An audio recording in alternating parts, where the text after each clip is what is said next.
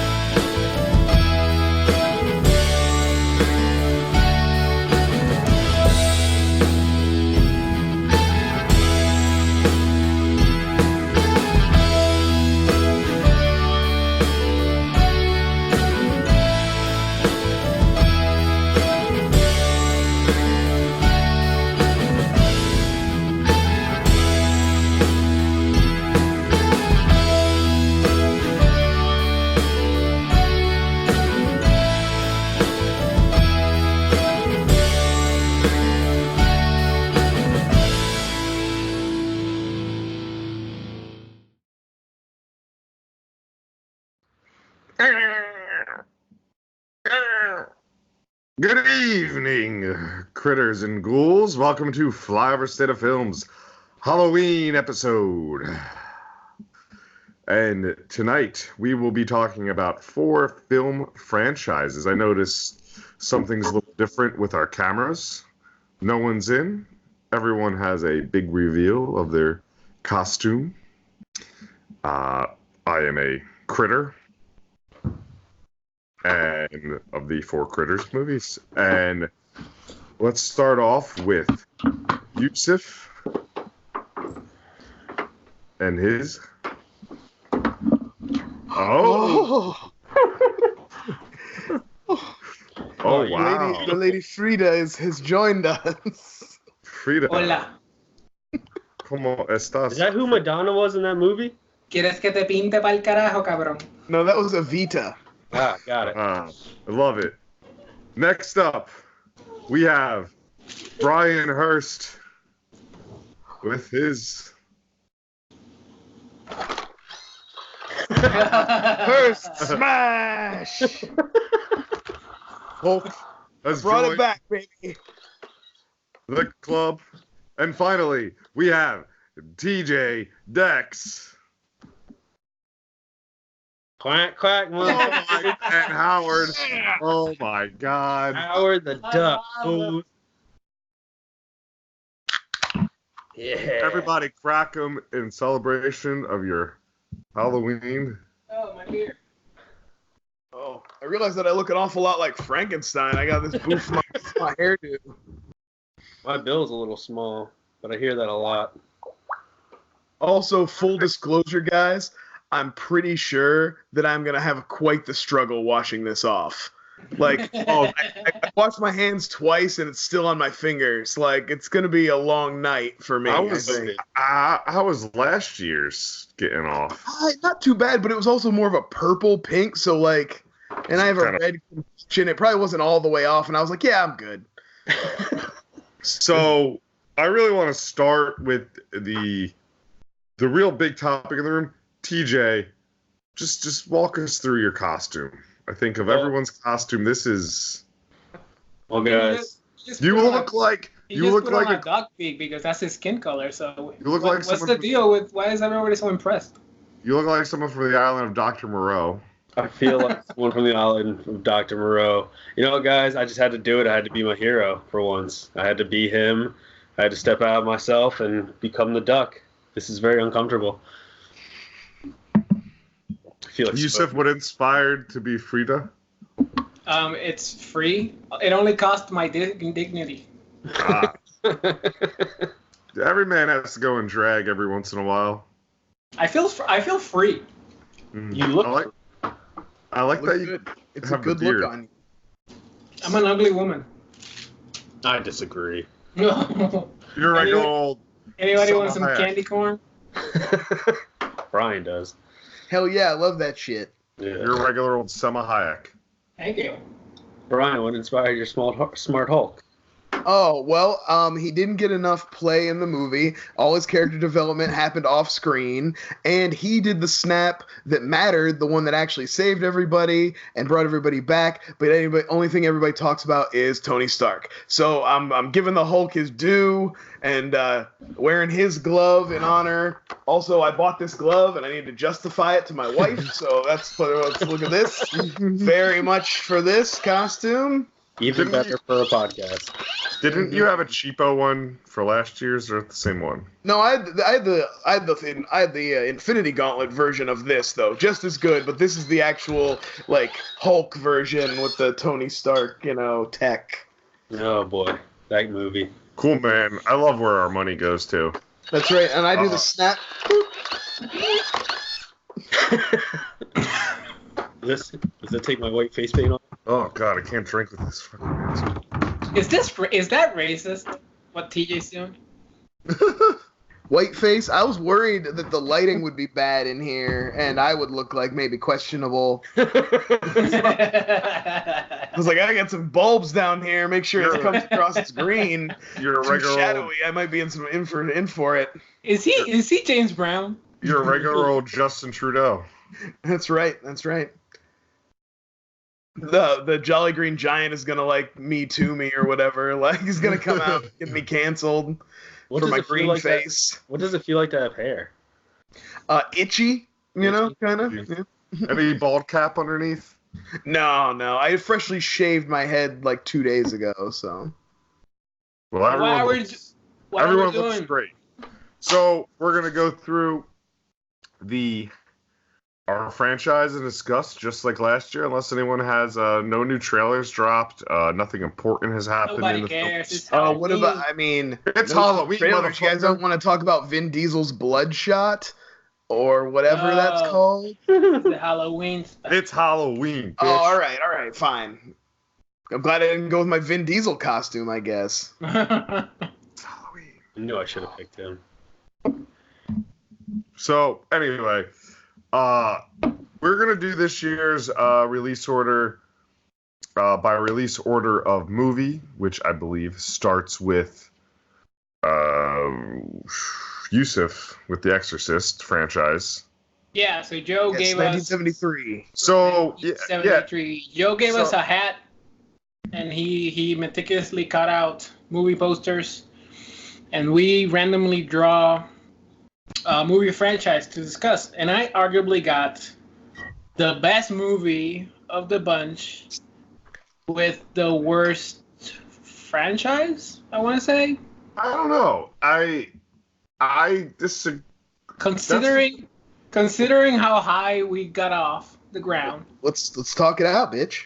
So 1973, William Friedkin. Let's wait. I want to start this off before you start. But to start each one's franchise, let's go. How many people have seen how many? This is the only of the four franchises that we're going to be talking about that I watched besides my own. So I watched all these movies, and so I'm very familiar. Okay, I've only seen. We had to watch 4, correct, Yusuf? 5, actually. Yeah, 5. Well, technically, I watched 4 because we'll get into it. But yeah, 5. Yeah, get into it. I've seen 2 out of them, but this is all spoiler discussion, as most things are on Flyover. So yeah, we're gonna let it TJ, rip. have you at least seen The Exorcist? Yes. Okay. Yeah, we're gonna talk about The Exorcist, a movie that nobody has discussed on the internet ever. So yes, if thank you don't goodness want spoilers, we'll be able to break through. If you don't want spoilers, click away. So 1973. Back then, it was known as the scariest movie ever made. William Friedkin from The French Connection, along with William Peter Blatty, and he also wrote the novel, so he wrote the screenplay for this one. He would be heavily tied to this franchise for a couple more. The premise, real quick: a girl played by Linda Blair is possessed by a demon, and 2 priests, along with her mother, try to save her. Like, that's kind of like the quick elevator pitch, so we don't have to get too deep into the minutia of it. What I found very interesting about this viewing is that I forgot how long it took, in between viewings it's been, because I've forgotten a lot of the minor details of the movie. Like I forgot that the mom was an actress. Yeah. I forgot that they have like a whole separate storyline about the mom of the priest dying and being sick, and he's trying to take care of her. Your mother's in here with us, Karis. Yes. I forgot about Captain Howdy. Being like dropped in. Mm-hmm. I mean, this movie is R.I.P. Sid Haig just recently passed away. He was Captain Spaulding. Sorry, I was thinking about two different things. Great, still R.I.P. Sid Haig though. No, take it back. Icon in his own right. Horror movies, blaxploitation, many things. Pazuzu. No, that's till the second one. Hold off. They were smart enough to like make their movie scary and not use the word Pazuzu in the first one. No. Oh, that's right. Yeah, I see like that not the remake, but the prequel with the Skarsgård in it. The first Exorcist still, though, I know you started off the scariest movie ever made. It still has that vibe for me. It still has that feeling when you watch it where I'm like, ooh, this is like joyless in its horror. No, yeah, I think the real horror of it, like obviously if you're like scared of demons or whatever, maybe this will like be that type of horror for you. And if you're very religious, that could be another angle, like, oh, the devil is out there for real. But for me, the real horror comes through via the mom. Like, she gives a fantastic performance. Like, she's like so destroyed. Like, I wrote her name, Chris McNeil. She gives a fantastic performance. Because she's so desperate. Like, she can't help her daughter, and her daughter's just like going. Like, she starts off so sweet and innocent, so nice. She wants a horse, and then she's peeing her pants in front of everybody. Can we say, too, Linda Blair, probably like top 10 kid performances of all time? Like, she's so good in this. Yeah. Do you get the argument of the person her stunt double, who actually was in like majority of the shots compared to her? She still had but a lot of what she had to do was at the beginning of the movie, too. Like, the stuff with her in the hospital and like the subtle changes at the beginning, the stuff like where she's getting hypnotized and everything, you know what I mean? There's more to it than just when she's in the heavy makeup. And even in the heavy makeup, she's still doing all the lines, just not like the stunts. Yeah. And that spider walk is one of the... I mean, do you blame people for fainting in the movie theaters back in the day? Well, I'm with you guys. Like, I think this one holds up. I love it. But I do, in fairness, like, I want to, I could see somebody who was raised on flashier blood and guts horror kind of coming to this one and like it being a little slow and kind of the effects being a little old and like not that stuff affects like I don't take that into account. So I'm just trying to be objective. I can understand why younger people sometimes don't get into this as hard as we do. Well, would you say now though that would be this now is a, for like if you're younger, like a starter horror now, where it's like, oh hell no, I've let my son watch lots of horror movies. And I would let him watch The Exorcist. Well, I know you have, but I'm saying like by starter, I should say hit him at like a 12 or a 13 or like a 14 and be like, deal with it, and then they'll find it scary and not That's be about like the time I saw it. Yeah, me too. Yeah, Not be like a smirky, the first, like when you're first 16. letting them watch like serious horror that's not what I mean, just like slasher movies and stuff like that. I think that's a better way to put it. I think it also depends on what you want to take out of it, because there's different types of horror movies, and I don't know why people tend to only gravitate towards or use the definition of horror for movies that are jump scares or are extremely bloody or gory, or there's a bunch of death. In this one, there's enough death to justify, like, oh yeah, like the director gets his head twisted, the father dies, and I want to talk about that death real quick after this, but there's value in movies like this one, in where it's more of a existential dread, it's more of an unstoppable force that you can't even see or an unstoppable situation that you can't stop, and that's where the horror is drawn from. Like best example is like Rosemary's Baby. Like that movie is not technically not scary, but she's in a situation that she can't fucking stop. She can't control, and like everything around her is just. And the horror comes from you putting yourself in that situation. That's one of those. I love that you brought that up. That's one of the, to me, the creepiest movies for the reasons you said. Yeah. Because it's like everyone's in on the joke. Yeah, they're laughing at her. And you can't move. And yeah, that first Exorcist is the same exact thing. And I think of all the movies we have, you have the most,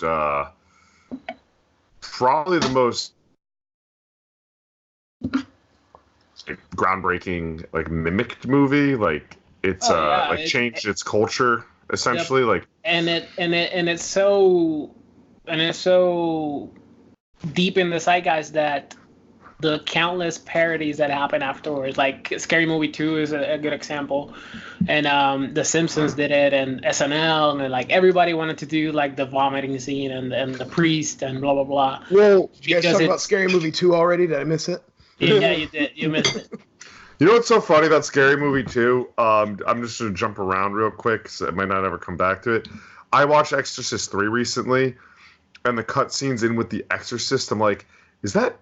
I mean, with the priest they have, and I'm like, is that James Woods also in Exorcist 3 and Scary Movie? Because they look exactly the same. Yeah. Whoever they hired for 3. Anyway, I know that won't come back to me, so...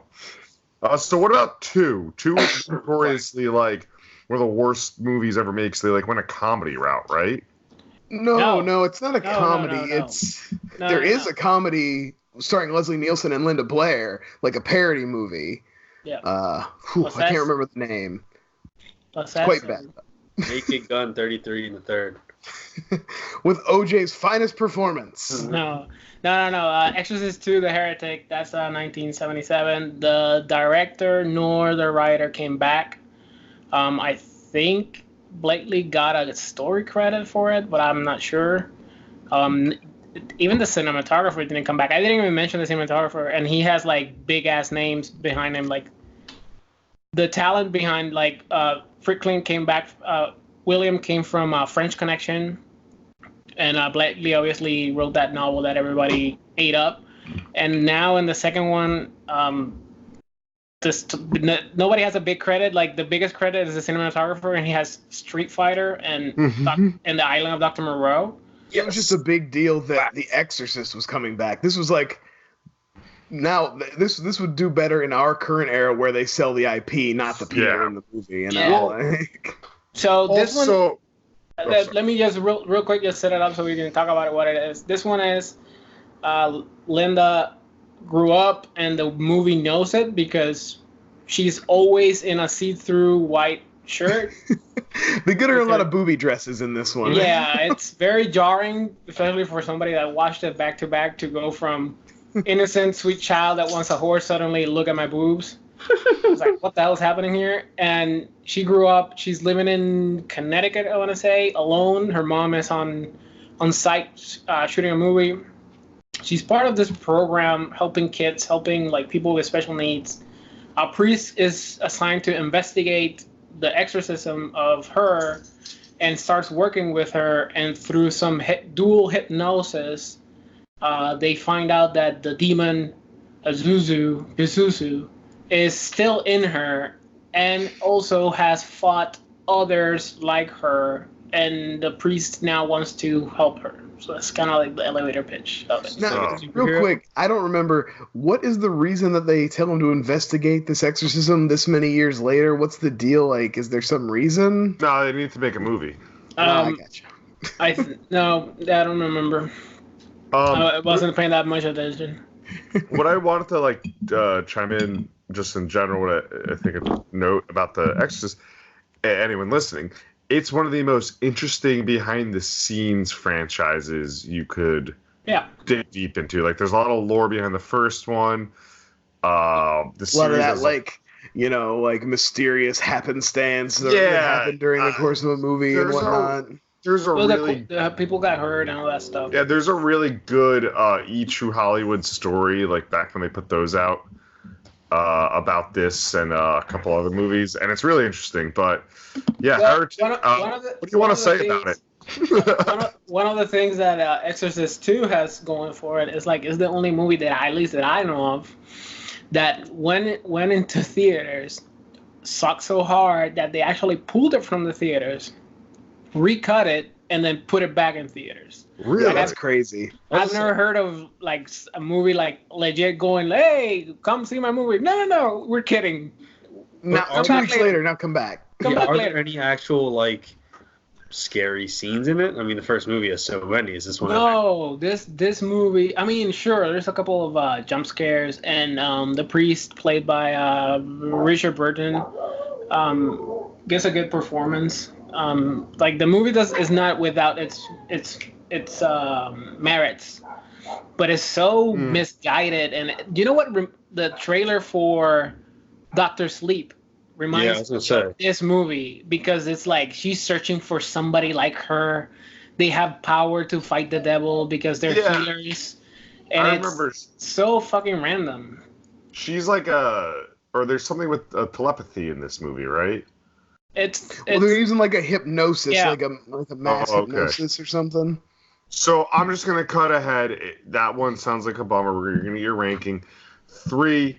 No, I want to make fun of this movie. Okay. James Earl Jones is in this. You got a lot of movies to get through, Yusef. Yeah, I want to make fun of this one. We can skip the last 2 if you want. I don't want to talk about them. So, James Earl's in this fucking movie. He wears a lotus costume for some fucking reason. A locust. Yes. Locust. In one scene, he goes, wow, against Pazuzu for some fucking reason. He's like a panther. He does like a panther. He's like some. You think he's like some kind of medicine man, but then he's a doctor at one point too. So Linda Blair turns it. So Pazuzu like projects an evil Linda Blair, and she's like all sexy and seduces the priest, and the priest is like making out with her. How and old then is she in this? 18, and then she just like he just straight up kills Linda Blair. It's like so fucking random in this movie. Yeah, that's pretty much what I wanted to say. I'm sorry for cutting you off. Yeah. Exorcist 3, legit a good fun movie. It probably should not be called The Exorcist. I've read behind the scenes that they I mean, it has some connective tissue because we follow the priest that survived in the first movie, who is like the gay pianist player, and the lead investigator. In that first movie, they form like a friendship around movies. There's like a lot of... It took me a couple times to realize that those were supposed to be the same dudes from the first movie. Like, I've seen that movie a couple times now. It was like, it wasn't until like the third time I was like, oh, they're supposed to be the same guy. Yeah. It doesn't help that they're different people. No. Different actors. And definitely I don't think, what's his name, who's the lead in this, looks like the cop who was like... At all. That guy was all tall and had a mustache. And he's amazing. It's George C. Scott. George C. Scott. George C. Scott. So good in this movie. So good. This movie is directed and written by Blatty, or whatever. Peter Blatty. Blatty. So this one is about. So we pick up with those 2 cops. Well, the cop and the priest. They're old now, but they have this great relationship. And like I think like the anchor of this movie is like their banter, and especially the monologues of George C. Scott. They're amazing. But a serial killer, or what could be a copycat, resurfaces again after 15 years being silent. He's called a Gemini killer. And at the same time, there's this guy that's been in a 15-year coma. He woke up and he's in a insane asylum.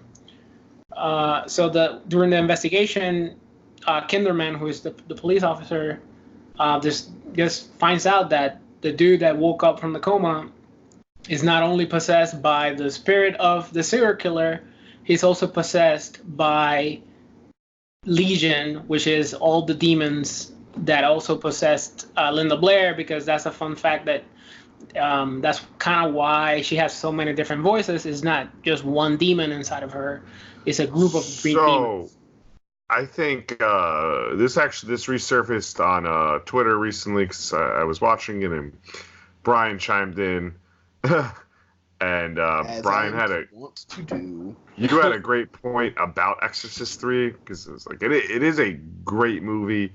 Like you said, does not need to be called The Exorcist, but you were also like, because of the studio meddling, it does have that, like, here's this drama, and then we just threw this end scene there, which is a cool scene in the jail cell.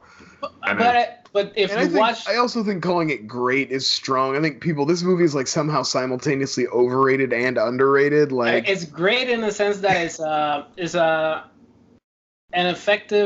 well-made, effective supernatural slasher.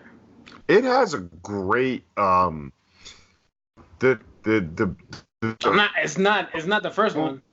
That whole scene's the one in the hospital. oh yeah, the long shot of the hallway. Shot is really It's so just unnervingly timed.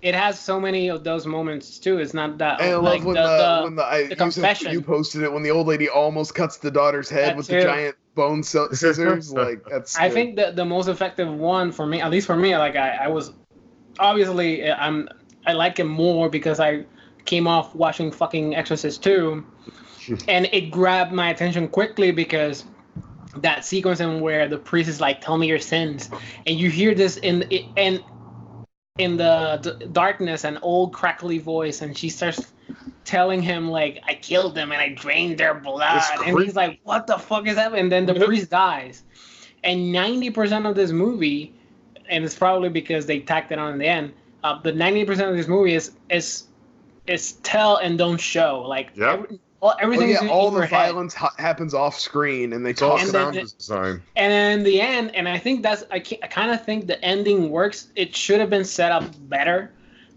Because the priest, I truly don't know who the fuck the priest is. He came out of fucking nowhere to the movie. He's like, I think it's a studio note for sure. It's like, James Woods. We need an exorcism. Bring in an exorcist, and they bring him in. He's like a gunslinger. He's like just shows up. He like doesn't talk. We also need to shout out Brad Dourif. Another amazing, maybe one of the best Brad Dourif performances. Oh no, I have a movie with Brad Dourif too. But this is the better Brad Dourif. Yeah, this is a fun movie. Argument. Go into it expecting a fun slasher with a little more pizzazz because the monologues are great, acting is solid, and the ending is worth it, even though it's not properly set up and it's kind of confusing if you're not paying attention. Can I chime in? Yeah. I'd like to recommend someone else's podcast that discusses this movie in the first Exorcist, and there's a really great episode of The Canon, back when that was still rolling with Amy Nicholson. Yeah, I love The And Canon. they discuss, it's just Amy Nicholson and it's Thomas Lennon, and they discuss it's Halloween versus Halloween 3. It's a live taping. It's a really good podcast episode. But listen to that after Flyover, because you're doing that now. All right. So, No, shut us off and go listen to that. Yeah. You're wasting your time here. Just take a picture of this, use it against me, and go. And there's a weird moment where he has like a surreal dream, like he's in heaven, and Fabio. I love that dream. It's like heaven's waiting room. And Patrick Ewing is there, and Sam Jackson with somebody else's voice is in there. Oh, fuck. All right, so before I leave, Exorcist, the beginning, 2004, and Dominion, the prequel to Exorcist, 2005. So this movie technically made first. Yes, this movie. I saw that movie. This movie originally was shot and directed and I think written also by Paul Scheer from Taxi Driver and First Reform and Raging Bull. Paul Schrader. I'm bad with names. So he did it. He shot it. He edited it, and the studio thought it was boring piece of shit. They hired, for some fucking reason, Rennie Harlan from Long Kiss Goodnight. Go watch our episode on Long Kiss Goodnight. Hell yeah. action legend Rennie Harlan, Die Hard 2, Deep Blue Sea, Friday, Nightmare on Elm Street. Nightmare on Elm Street Part 4. No, it's 4. So, and they shot 90 to 95% more. They even recasted people around the lead, who is Stellan Skarsgård. So when did they did they shoot this in the 70s? No. Schrader shoot this in the... It's a prequel, right? I mean, it had to take place before The Exorcist. Oh no, How does this Schrader work? shot it. What you're saying is Paul Schrader shot it. Dude, you're drinking too heavily. Yeah, I saw this movie in high school. Yeah. So good. It came out in the early 2000s. There's a really crazy scene where hyenas rip apart a little kid. Yeah. Dude, my eyes still hurt from how bad the CGI of those hyenas are. Like, it's bad. Worse in Dominion because it's like unfinished CGI. Yes, there's a lot of it too in Dominion. There's so much more CGI than in this one. And oh my god! So the premise of both of them somewhat is Father Merrin is Indiana fucking Jones, and he has a super dark past with the Nazis, and where he had to point at people, and the Nazi general killed them, so he's carrying that weight. He doesn't want to be a prisoner anymore. He feels like he's going to hell, and he doesn't love God anymore. He's in an archaeology site. No, he's kind of like in a tribe, or he's in Iraq. He gets called in because they found this chapel. Yeah. And he's like there to investigate this like weird. It's like a Christian church where there shouldn't be a Christian church. Yeah. So the diversion is in Paul Schrader's version. He has more of like a back and forth relationship with the young priest that's there. And there's also like a kid being possessed, and the culmination of that is when you have the stuff too with the soldiers and like there's kind of like the tribe. soldiers and the native people, local people, because like war, everything's getting all stirred up because of the fucking black magic and whatnot. Is it worth watching? Is there any cool scenes? Yes, there are some cool scenes. It's too fucking long to. I'm not gonna say it's worth. Yeah, it's really long. Dominion is actually, I think Dominion is the better movie, like as far as like if you're looking for a story and like character and stuff like that, it's probably Dominion's probably the better one. Stellan Skarsgård is not bad in it. He's always good in everything. He's great. Like, the devil's not you think it is either. But try not to watch both of them in a row because it's essentially watching the same movie for 4 hours, so it took a lot out of me. Great. So there's some differences, but not enough. So and the ending of Dominion, the ending of Dominion is a horrible, like atrocious green screen shot of him walking into like this big buildings. I think he's in Rome or something. Big building structure, and he's just like floating almost in the air. Because it's I don't like the ending of Exorcist, the beginning where the demon lady smashes into the wall, the invisible wall. Right, cool. So Yusuf, now I want you to tell me about the Exorcist TV series. Oh yeah, I watched everything. With Gina Davis. I watched it all, and I think you should watch our other podcast, Flyover, instead of TV, for my thoughts on it. Great. Can I get a rank? Davis was great in it. Can I get an Exorcist ranking? Oh, just if you want to watch The Exorcist, just watch The Exorcist. And if you want to watch a good slasher movie, watch Exorcist 3. Ooh. Okay, cool. So I'm just gonna assume 1 and 3 are worth watching. Everything else is terrible. Yeah, don't watch it. Okay, great. Next up, I believe we have TJ with the Texas Chainsaw Massacre. I got the good one. I think only the original, the four. The first. Yeah, he was only required to watch the original, the core of the 4 movies. Yeah, I mean, I've all seen the Jessica Biel one, and I enjoy it. So yeah, I got the original Texas Chainsaw, 1974, Tobe Hooper. Has that, before we start again? How deep have you guys seen all these? I watched 3. I definitely am familiar, like very familiar with 1 and 2, less so with 3 and 4, but I've seen them. 1 and 2, I've seen 4, never seen 3. Yeah, 4 is a great one. But yeah, I mean, this one is in itself a classic slasher. There's Leatherface, Michael Myers, Jason, Freddy Krueger. Leatherface is up there easily. Gemini Killer.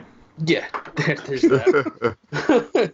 But this is like a completely raw type of film, especially at the time it came out. The one thing that stuck out for me rewatching this is so basically there's a group of kids, two couples, and a handicapped kid person also in a wheelchair who I believe is the brother of one of the girls. They're called cripples. Cripples, yes. So they're driving in a back country of Texas, back roads, and I don't know where they're going. I guess they're going to a concert. Are they following the Grateful Dead? I always thought they're going there.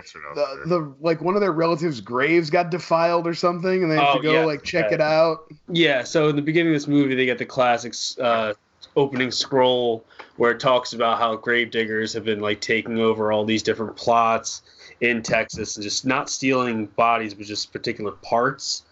And making like sculptures and shit. Yeah, there's two different like things this whole family does that they're good at. So basically, this group of kids unknowingly come upon some pretty shisty characters in the back roads, and they go into this whole thing where they stop at a gas station, which is a barbecue pit stop. Also, it's one of those things to where you watch a horror movie, you know every character you run into is involved in some way in this entire plot, which you're not just going to get your classic Leatherface. This entire franchise is built around the Sawyer family, which is the most incredible part about it, which I talk about in all these different sequels. But basically, they stop at a gas station. Oh no, they pick up a hitchhiker. It's one of those things in the 70s, I guess you just did that. Like, I would never, ever think to do that. Even for the 70s, though, this dude is sketchy as fuck. Yeah, well, he's got a bag where it looks like it's definitely got some stuff in it. He already has the common facial scar or facial whatever it is, and he just gives off that vibe, gets in the van, and then him and the wheelchair guy start getting into a talk about all of the butching houses in Texas and like what they do and how they kill a certain type of bulls, and just that conversation all by itself is like how one's talking about how they should use sledgehammers and the other one's talking about how they should use air guns. It's just a super eerie conversation. Eventually boils up, and which becomes a trend in this movie. This guy takes a picture of one of them and tries to get them to pay for it. And they're like, no, we don't want to do all that. And then he just takes out a switchblade and slices one of the guy's arms. They kick him out. He has a complete fit, wipes his blood all over the van. They stop at a place, ask where this guy's old family house is. And they stop at this house, which is just an abandoned house, and they just shack up like it's going to be camp night. Well, and they got from there. The conversation they have is like the conversation, if it was today, it'd be like, you know, left versus right policies of like almost talking about the same thing, just one's humane, one's inhumane. I feel like just showing that dynamic in that van. Like, you don't get it, you're from out of here, you're just a bunch of hippies. I'll tell you, this movie fucked me up the first time I watched it because, like, they make you hate the dude in the wheelchair. He's just the worst. Yeah. And you're so conflicted about wanting to see him get fucking chainsawed. And then when he does, you feel so bad about being happy that he got chainsawed. Well, this movie almost invented that marketing of like it's real, and people thought it was like a documentary, and it's just filmed so dirty. Oh yeah, it's really like gritty and real. It does feel like a fucking documentary for sure. Now when did Carpenter's Halloween come out? Real fast. 78. So this one, I mean, I'll tell you what, this is some of the rawest, some of the most gruesome, just like quick shots ever. So basically, they get to this house, they do the classic. Two couples split up. They leave the guy by himself in the wheelchair, trying to get through this house, which isn't wheelchair friendly at all. And he's kind of stuck in the foyer. Two go up to the bedroom, and two go down to find a lake. And this is where you run into the house for the first time, which becomes a staple in this franchise. Run to the house, classic scene. The guy's trying to knock on the door to see if anyone's home. He hears some whimpering in the background. He walks in to see what it is. Well, actually, he runs in like an idiot. Runs straight in. You get the classic Leatherface out of nowhere, sledgehammer back of the head, pulls him in, slams the meat door shut. It's just so quick. He slides that door open, whack, and the way the guy twitches when he hits the ground and stuff, it's so grim. And it just goes back to that sledgehammer hit too. Talk. It's funny if you ever hear like Tobe Hooper talk about this movie. he's always like, I don't know why it's considered so gruesome. We literally show nothing. Dude, no, this what gets to it is when he does that, then his girlfriend goes in to see where he is. And this scene is just, I think it's in one shot where she goes to the back room where Leatherface just knocked her boyfriend out, and he just grabs her, picks her up, walks her into the room, and just literally hangs her on a hook. Yeah. Dude, the hook, Yeah, the shots of the hooks, so rough. the shots of the hooks And are she so eerie. She just is there, and then the next thing you know, the two couple come down. They do the exact same thing. Franklin tells them where they might be because it's getting dark and they're worried about them. And they go to the house. Before all this happened, they made a stop at a barbecue pit stop, which are guys like, take this road. You don't want to be on this road back in the day. You should stop at this place if you're going to stop anywhere. And then even gives them barbecue to take. I think he offers them to shack them up for the night, but you got to just know that they took a bag of barbecue and probably ate it at one point. Get back to that. So the second couple goes back to the house. Same kind of thing. They walk into the house. They see the hook. Everyone's gone. The bodies are gone. Stuff like that. And then they run into... Oh, man. Jeez. Oh, the one boyfriend... There's another boyfriend. He goes in, gets killed. And the girl who is Marilyn Burns, who's obviously the final girl in this... She goes through. She obviously has the whole run-in with Leatherface, sees the whole bodies, the whole rundown, runs away from that, goes back to the barbecue place, and this guy, like who you run into earlier, sits her down, calms her down, tells her there's nothing to worry about. As she's sitting in the barbecue place, she looks into the oven. You can obviously tell their body parts cooking that they use it for barbecue.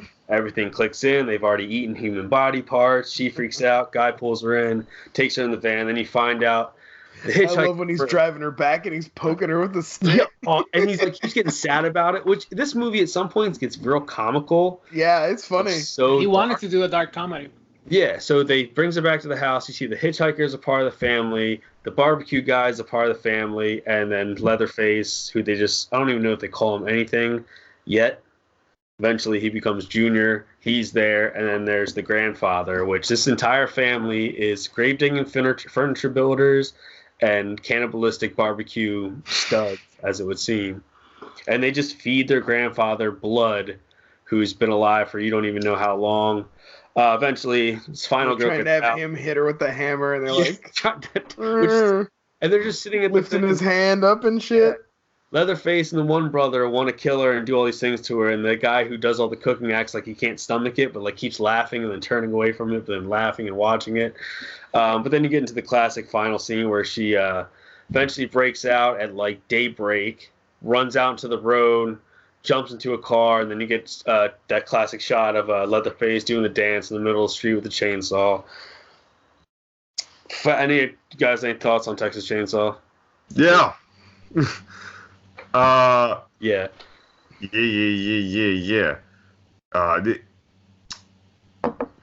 It's it is a disturbing movie. I mean, it does have its comedic scenes, but you spend so much time with the family in there, and Leatherface isn't an afterthought almost like that. That's unleashing the final boss. I feel like he's just lurking in the background, and you have him, but.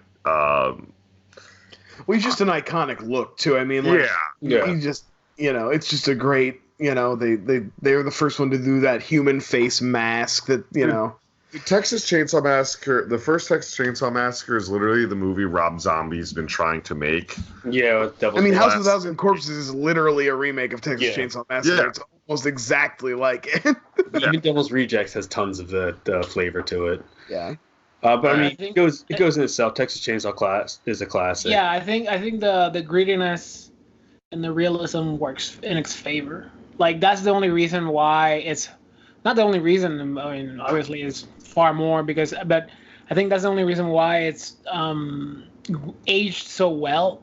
Yeah. Because it looks so fucking real that you can't discount the scares for it looks silly now 30 years later. It just feels like something that took place in the 70s. Yeah. So good. And then they do a thing where it's common thread in this franchise is about 10 years later, we'll call it 1986.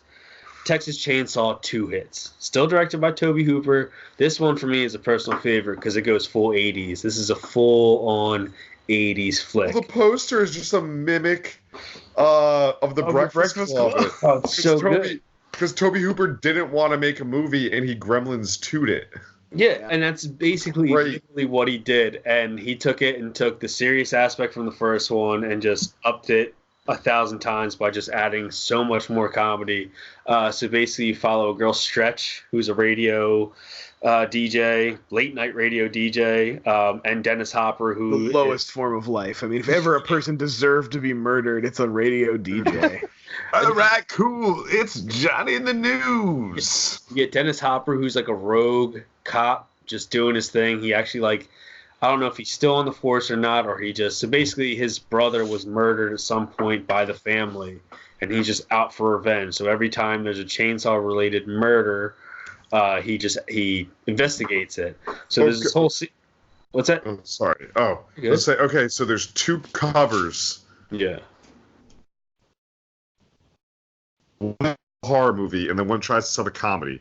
The one that tries to sell a horror movie is Dennis Hopper holding the gun, and it's like Texas Chainsaw Massacre 2. The other one is the Breakfast Club shot where they're fucking posing, and you're like, huh? There's two covers of this movie that you'll see. It's genius. And so basically the movie just starts with not starts, but around that is two jackasses driving down the road, calling into the radio station to talk to Stretch late night, drinking on this bridge, and a car pulls up next to him. Basically, Leatherface comes out and murders them while they're talking to the radio station. And the girl at some point thinks it's a joke, but then the guy, they just keep recording it and playing it and playing it and playing it, and get Dennis Hopper and gets these cops in. And the more they play it, eventually you get the family involved because they're worried about getting caught doing their thing. So you get I don't know if it's just they're recasting the brothers at this point, but you get the horror great Bill Moseley in this one with a metal plate in his head, obviously Leatherface, and you actually get the returning head of the family, the barbecue guy from the first one. And this one just goes all out. There's not really a slow moment in it. They attack her at the radio station, bring her back to their fun house underground lair, which I don't know when they got the time to build all this. TJ is could you refresh my memory? Is the guy with the metal plate in his head, is he more of does he return in 4? No, but they have these weird references to all the different characters throughout it, but they always recast. And they always cast at least somebody who eventually got every time they have someone in these movies, one of them blows up, whoever the actor is. But basically, my favorite scene in this movie is Dennis Hopper finds out that the family's still around from Stretch because he has this weird. He goes to a radio station, listens to the tapes. He goes into this hardware store and just buys 4 chainsaws off the thing and just latches them into his thing like they're guns, and he's John Wick. Goes to the house, has a final rundown with with the family. Dude, I think Texas Chainsaw Massacre 2 would play so well today. It's so under talked about and used, but it's got it's that Zombieland tone of It has that tone today where I feel like people were like, wow, that movie was great because no one it's either the big chainsaw on his back and the little one in each hand and stuff. They even try to make Leatherface likable because he has feelings for the girl, even though he's murdering her friends in front of her and scalping the face. This movie has the classic, everything you want in an '80s movie, but also same time it is Texas Chainsaw. But this one's an A+ for me. That's my favorite. What about you guys? You guys like this one? Yeah, it's fun. Yeah, absolutely. It's a good time. Yeah, that's 4 years later then. Leatherface, Texas Chainsaw 3. This one is garbage out of all of them all. This one is. I don't have any recollection of this one at all. You got Viggo Mortensen, so he's in this one. So Dennis Hopper in the second one, Viggo Mortensen in this one.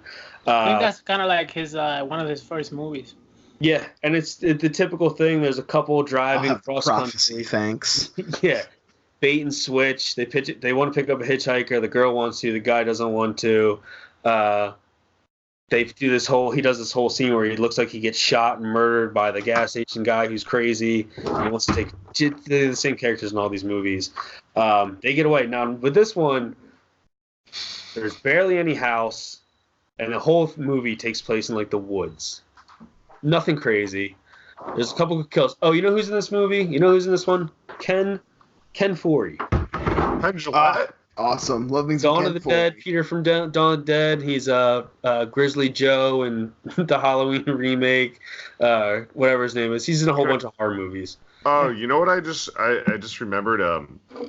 The original Texas Chainsaw Massacre for me also felt like weirdly extra scary because when I was in middle school, I like got into the thing where I wanted to watch all those older '70s horror movies, and I was down the shore and I was like, oh shit, I never seen it. I want to see it. And there was still a old video store that had like the original VHS, so it was not of real quality. It maybe it was a 1985 print of that movie. So I remember watching it down the shore, and my shore house is very 70s looking, and it just being extra creepy to me. Take a time capsule away. Yeah, at the time, it was wood paneling and shit, and I'm watching. Oh, so when Joe was summering down at the shore, he got spooked. Ah, great, awesome. The Hamptons, by the way. Sorry, I'm just trying to relate to the horrors of Texas Chainsaw Massacre. He's trying to relate to the common man. He's doing his best, guys. Come on. Me and my yacht. The great thing about these movies are, if there is, after the first two, they're an hour and 25 minutes long, so they're boom, boom, quick. There's nothing that lasts long. But mind you, in this one, you literally spend the first 48 minutes in the woods, in the dark, maybe running away from Leatherface, but you also have the Ken Foree. Eventually builds up to you have Ken Foree versus Leatherface in a swamp. Again, not the house. There's a whole grandfather they're trying to keep alive the whole time by giving him blood, which is he's in the first one, the second one, the third one. I mean, basically the third one, there's nothing good. Again, you get Viggo Mortensen. There's the whole thing where they'll go back to the guy selling pictures on the side of the road and little homages back to the first, but nothing crazy. So we'll move on to the fourth one. You guys have any thoughts on the third? No? Cool. I do remember the fourth when in the late 90s when Matthew McConaughey and Renee Zellweger were getting popular, they tried to sell it on it was one of those movies that got made and sat and nobody released, and then when those two got famous, they were like, put that movie out. Well, that's what I'm saying. This one War is so funny. It's called Texas Chainsaw: The Next Generation. It's just basically the new class, Saved by the Bell, and they don't use Leatherface at all in this. And now he's a cross-dressing He was always cross-dressing. No, they never reference any of his cross-dressing until this movie.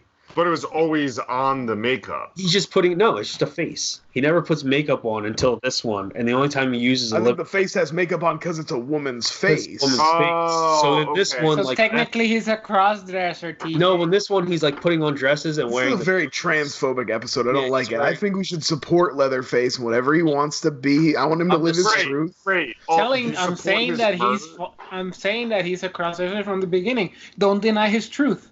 Okay, I won't deny his truth. Why are you using his? He takes it back to Matthew. Yeah. I agreed. What's the preferred pronoun? I know, he never specifically said, but should we discuss that? Is it they Leatherface? Is it Miss Leatherface? Is it Mr. Leatherface? He never gets called Leatherface. He gets called Leather, and he gets called Junior. Junior implies boy for sure. So isn't if I remember correctly, isn't McConaughey and his robot leg the main villain? Yeah, he is going full on King Koopa like Dennis Hopper will run that all he's going. Yeah, he has a leg that's connected, and the only way it works is using TV remotes. Yeah, and his whole big thing is he has to have the TV remotes batteries charged, and they never are. So he has a really bad anger issue. It's a wacky movie. Yeah, and he kind of has a couple good moments though. He says his all right. It sounds like they were trying to do something. You know what I mean? Yeah. Zellweger, they made her look like the She's All That, where she has glasses and she's supposed to be the dork who doesn't get laid, and then she becomes the final girl who ends up kicking ass. It's those things. It actually more sounds like a movie that was not supposed to be a Texas Chainsaw Massacre movie. Well, real quick, they just slapped the Next Generation on it. So the entire plot of these movies is just a family doing fucked up shit. They feed blood to their grandfather to keep the bloodlines alive or something weird like that.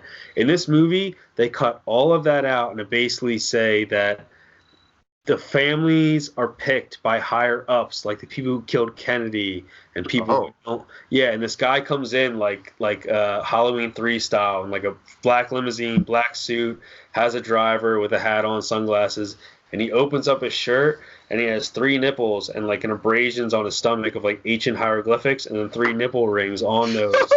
And he licks Renelle Zellweger's face and then just leaves. And then eventually, when she does her final like run away, he picks her up on the side of the road. She doesn't know that he drives a limousine, and then he just drops her off at a police station because his job is to hire people to create massive, horrific scenes in like back road towns just to keep media going. Like that was the whole like thing. What? Yeah, so this has nothing to do with a family, nothing to do about cannibalism. It's like whoever made this movie had something to say about the media and like the 24-hour news cycle or whatever. Yeah, but TJ's actually making me want to watch 4. Oh, it's a fun one, dude. It's an hour and 25 minutes. If you got an hour and 25 minutes, just do it. There's some pretty good kills. It's a breezy watch. Yeah, they do the hook thing again, so it's great. Yeah, so yeah, that's Texas Chainsaw Massacre. I'm going to give that a clean 8 chainsaws out of 10 because that was a fun rewatch and it was quick. So I'm good with that. Give the remake a shot because that was fun too. That was good. I like the remake. I think it's I like the 2003 and I like the prequel before they did their own Texas Chainsaw at the beginning. Yeah. I like with the remakes that they let that Arlie Ermey essentially got his own franchise in the Hell Twilight. Yeah, he's like the fucking star of the beginning. Yeah, that's like a showcase for his ass. You know what? And they're doing that right now with Lynn Shay with Insidious. Insidious I don't like the Insidious movies, but I love Lynn Shay, so I'm glad she's getting that. Like, well, guys, I could talk about Lynn Shay right now with Critters. Is Lynn Shay in one of the Critters movies? By the way, Critters is before Hellraiser, correct? Yes. Okay. 86 and then Hellraiser's in 87. I had my smoothest transition yet, and I fucked it up. So the first Critters, I watched all the Critters movies. This is what I picked. I know someone TJ wanted to see. These are the most TJ franchise I've ever watched. First of all, for 2.5 of them, they starred Ginger. That's right. Yeah. Bradley Brown, baby. But yes, Lynn Shay is in it. It's a New Line Cinema production. And Lynn Shay is in most New Line Cinema movies, at least in the 80s. Yeah, because Bob Shay's her brother. Yes. But yeah, so the first Critter, I'm gonna so they all kind of blend it together. So I'm actually not gonna give a clear synopsis as we've been doing. The first Critters is based. What is your rankings? 2, 1, 4, 3. The first Critters is basically Tremors meets Gremlins, but they're critters. I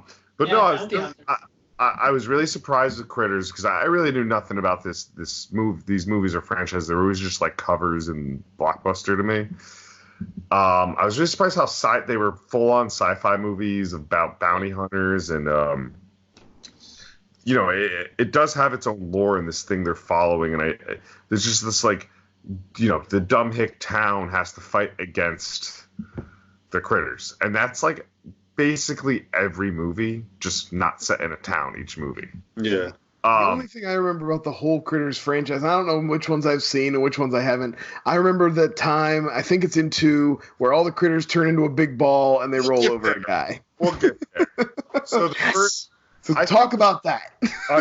I'm getting there because that's the best one.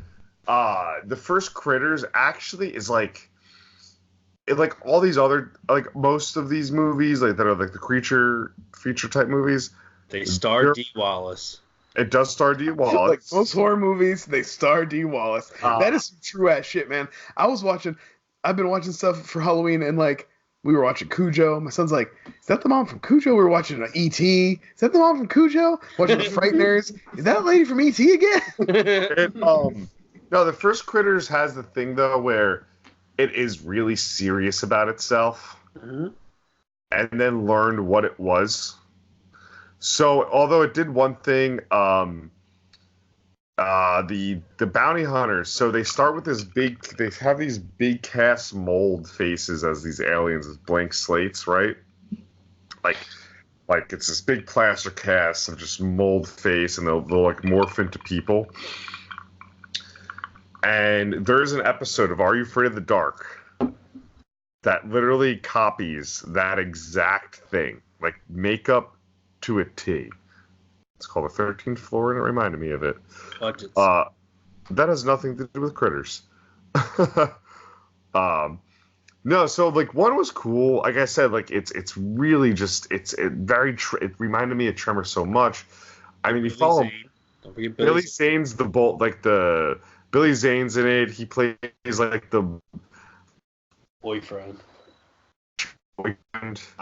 The kid becomes, the true hero of the time with some deaths rising. Town bands together. The alcoholic Michael, Charlie, who we find is the through line for all four movies.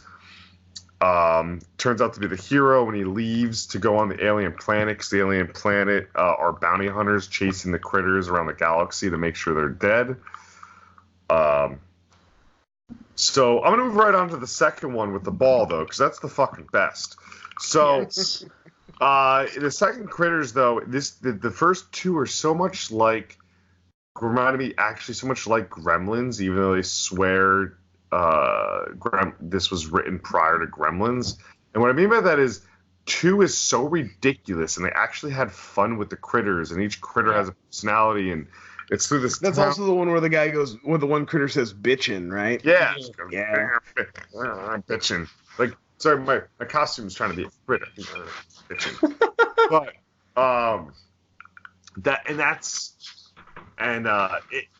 it was just so much fun. Lynn Shay's back, most of the cast is back. The Ginger is back into town, and they do the whole through line with You the put some respect on Bradley Brown's name. All right, Bradley Brown's back, and Not Courtney Gaines? What? There's another Ginger in Hollywood? this whole thing where they're gonna there's a girl there, and he's into her, and they're about to kiss, and they don't kiss, and when they're gonna kiss, it gets broken up. It's really cute. But so there's this scene, right, and that's all we want to get to. This fucking ball is rolling and rolling and rolling, and I love it rolls, and you just see people's like bodies like torn up and off because the critter's just munching. Doesn't it completely skeletonizze somebody? Yes, it's the best. And they try to fucking blow it up, and I'm sorry I'm so sporadic with the synopses of these movies because they did all blend together. But I did really have a lot of fun with Critters 2. TJ, I know you're a big fan of these movies. Do you have any sort of... Easter. It's all based around Easter, baby. Yeah, it's an Easter bunny kill scene where he flies through the church because of little critters. So basically, if anyone out there in context don't know what a critter is, it's a little ball fur with a lot of teeth, and it rolls real fast, and it's got like these poisonous venom barbs that shoots at you. Joe, make your critter face. Yeah, imagine that, but like no neck, just cut off Joe's head, and it's just that. And rows of teeth. And they're little. They maybe grow and they roll like 2 feet in size. Yeah. So at one point they try to lure them into a burger thing. They blow them up and they turn into a giant ball. And that's it. Charlie sacrifices himself. Thank you for the assist there, TJ. But they find out. You find out though. Yeah, Charlie comes back. And 2, and they're like, "Oh my God, how have you been?" And like, no one is acknowledging UFOs or time travel. It's all just kept up wraps. There's some really good gags about like, you ain't saying anything to nothing because Brown has to get on a bus to head out there, to head back home. 2 to me was the most aware of what it was. So 3 is Troll, but with critters. It has the one with Leo. It has Leo in it. Honestly, he's really unmemorable. It's very fucking stupid. This movie was really boring. I did not like 3 at all. It all takes place in an apartment complex, and they clearly lost all funding by 3. It's like it has the least amount of effects or anything. And it probably uses the same 6 critters in Yeah. different shots every fucking time. You're just like, oh, because you can, and the second one you could tell the one gets the mohawk, kind of like Gremlins, exactly like you said. And this one, you get the one scene in the kitchen where they're all eating beans and farting, where they're trying to laugh, eat bubbles. You're just like, okay, it's a Muppets movie now. Yeah, and it's only known now because Leo's in it. Yeah, It's his first movie. Isn't he uncredited though? No, he's very credited. Well, I'm sure when it first came out, This he is wasn't. pre-Pussy Posse days. So. Yeah. He plays the bully. But when he's it comes credited. into when it came out on DVD, they were like Leo across the fucking top, just Yeah. like the Leprechaun. He's on my Jennifer Aniston, Leprechaun. I have a 4-pack. He's on it. Oh, this is before he started dating, shopping on a catalog. I think it was right before Basketball Diaries. Oh, it was way before bad. This is 92. Is this after Was Eating Needle Grape? This is before. So this is literally his first acting movie role. He was on Family Somebody Ties. saw him in Critters 3 and was like, yes, that guy. So really, like I said, 3 to me, it was just so unmemorable. I have really nothing to say. Like I said, it's a ripoff of. It felt like a ripoff of the first Troll movie because of it being in the apartment, and that's all. The little kid with the gem. Yeah, and they're near. So 4 is actually a nice surprise to me. Is that a new one, right? That's new? No, I mean it's the same. 93. 90s. Yeah. They just made a new one, too. I did not get to watch that. That's Critters Attack, and they made also a TV show on Chiller called Supposedly Critters sucks. Binge. I'm just gonna go ahead and tell you guys right now, no. It probably sucks. Yeah, I agree. Probably sucks. I didn't watch them. But Critters 4, I would say it's legit the biggest alien ripoff I've ever seen, but it's not a bad thing. It's just using the template of Alien. Charlie's still involved because he brings the eggs and then gets frozen in time essentially, and it's very Jason X too. Yeah, If you want to give it a better thing than Alien, it's Jason X. Yeah, But- in the third one, Charlie gets locked into the Critters space thing, and it's just freezer locked. So eventually he's there forever, and at some point, I guess it gets shot into space, and this ship picks it up it's like a salvage ship, so it picks it up out of nowhere, and they find Charlie, but they don't know there's eggs in it at the same time. So yeah, thank you. So TJ, you're saving me in the segment. But yeah, Critters 4. It's solid, honestly.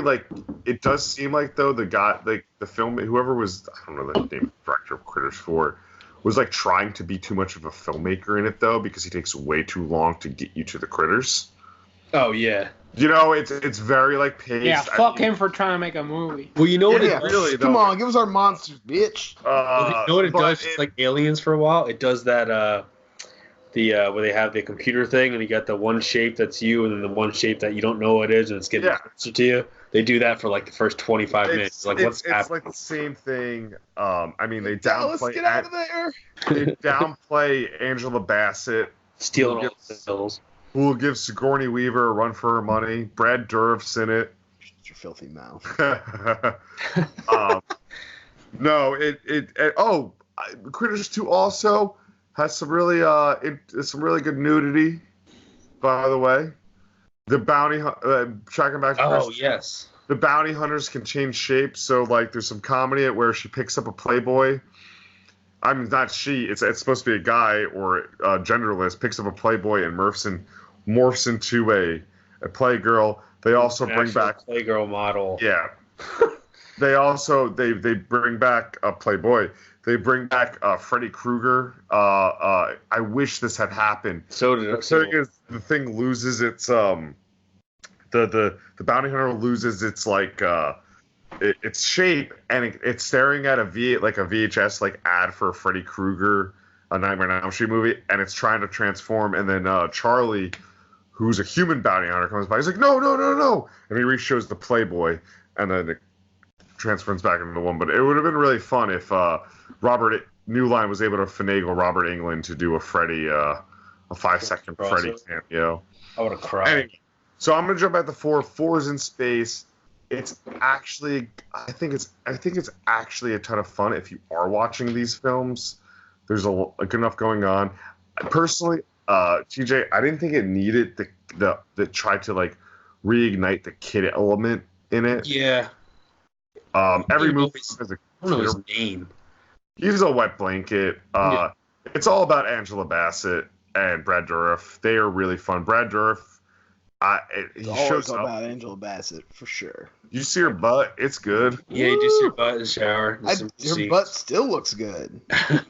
And she knocks the guy out. Some guy comes in the shower creeping on her, and she goes to do a little bit of play, and then she cracks him in the head. Oh, if I have the New Year's episode, I'm going to make everybody watch Strange Days. Let's hope he doesn't get the New Year's episode. And this one has the Alien 2 aliens aspect where I guess like a bigger company finds out it has the Krites are still alive, the critters, so they want to like take them and save them off the ship. Yeah. Kind of thing. And comes back. Yeah. Which is weird because it's so opposite of like what the bounty hunters stand for. So, yeah, so that's Critters, guys. I think 2 is worth a watch out of all of them. That's really it. 2 Yeah, 2 and 1. 2 and 1. You can get something out of 1. Yeah. So ranking would be 2, 1, 4, 3. I like that. I agree. Now, Brian, you got to raise a little hell. You have the most movies. Yeah, somehow I got a franchise with actually 10, but I watched 8 movies. Because the last 2 most recent straight-to-videos don't even have Doug Bradley as Pinhead anymore, and that's just some horse shit. Yeah, respect your classic horror icons, people. But yes, I have the Hellraiser. I can't believe you watched those 5 straight-to-DVD ones. No, there's only 4. I only watched 4 straight-to-DVD ones. Oh, sorry. So, I can't believe you watched 4 straight-to-DVD Hellraisers. I did. So, the way I think that would be best, the first 4 movies kind of have a narrative thread that strings them together a little bit. So I'll try to talk about them, and then I'll talk about the straight-to-DVD ones. Can you do me a favor during this, Hellraiser? Can you make sense of the second and first one to me? Well, I'll try. Okay. So the hero of our movie, Kirsty Cotton, and her father and her stepmom, Julia, move into a new home. This new home is maybe the family home of her dad and his brother, Frank. His brother. What? It's his brother's house. Yeah, it's his brother's house. It's not their family home. It's the brother's house. Brother has gone, quote-unquote, missing, but what really happened is he found the puzzle box. The puzzle box is central to the Hellraiser mythos. Basically, it's a key to open the gate to hell. It's a little box. If you solve the puzzle, which is very simple, all you gotta do is run your thumb around the top of it one time, and that's it. That's the only thing you gotta do, and everything else it does by itself. I got a question, Hulk. What's stronger, the Tesseract or the Paradigm? That'd be a good fight.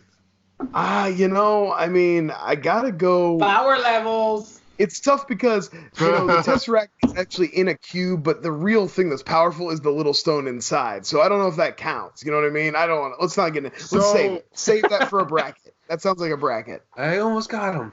So Frank has used the box, and he has been killed by the Cenobites, which are demons from hell.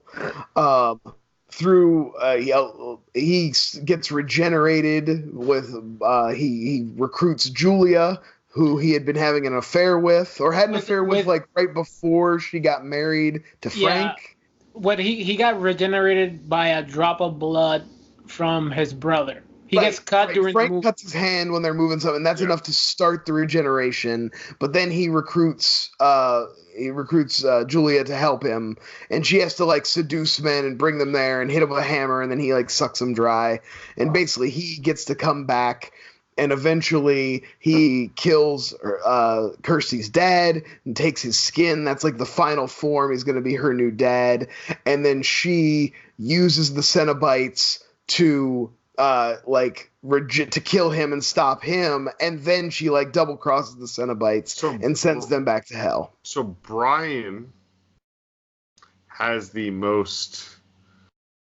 best special effects of any of our movies. I think that is without a doubt. I can argue Exorcist. There's some really amazing practical gore effects. No, the hooking Hellraisers. The hook rip apart of Hellraisers, and even the very end where they pull it, his face is all pulled and stuff right before it. And even the sweat. Yeah, and the claymation of the regeneration of Frank is the regeneration of Frank's really cool. Where like his head and brain like regenerate, and he picks himself up out of this. You know, it's obviously all with the reverse.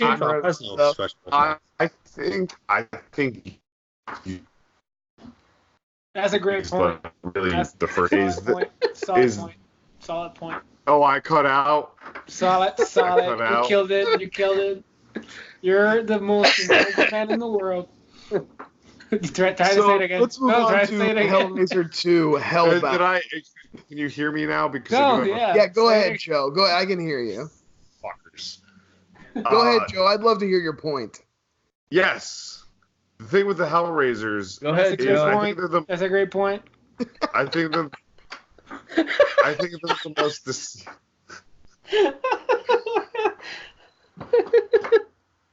Fuck you guys. No, they sound great. They sound good. I gotta time this. Yeah, no, I think they're the most deceiving parts of. If anyone's gonna view any of our movies, they're the most deceiving because you're like, yeah, I'm gonna watch a slasher with Pinhead, but they're all really about these fucking morality tales. I agree 100%. I watched Hellraiser for the first time last Halloween, the first two, and I'm like, oh, I'm gonna get like classic slasher. Like, no, man. I have big points. I was just like, oh shit, this movie. They're a little more cerebral. Clive Barker wrote and directed the original, obviously. Yeah. And was involved, I think, up through 2. Not that he was as involved, but yeah, I mean, it's really like, I remember like I had an uncle who this was like one of the horror movies he had to turn off. That was like one of the things, I'd always heard about it, that he couldn't get through it or whatever. It was too fucked up. I mean, I guess it's kind of plays to Exorcist. Like, if you're religious, like if you're turned off by the sexualization of murdering and pain, because it's kind of like it's all like super sadomasochistic bondage, like proto bondage type shit. Like, guys, I got a question. This is serious. This is dead serious. I'm not even kidding. I just realized, do I look like Olaf from Frozen?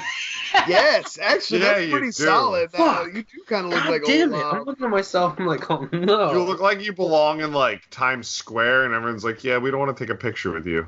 Sometimes some people are worth melting for. Yeah.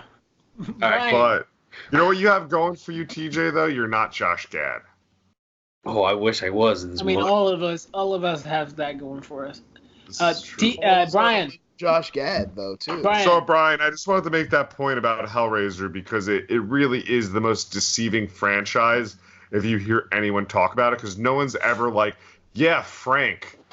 You're just like, I mean, Pinhead. It's the most, they don't even call him. I don't even call him Pinhead till like the second or third movie. He's the lead Cenobite. Cenobite or head Cenobite. Frank is scary, skinless.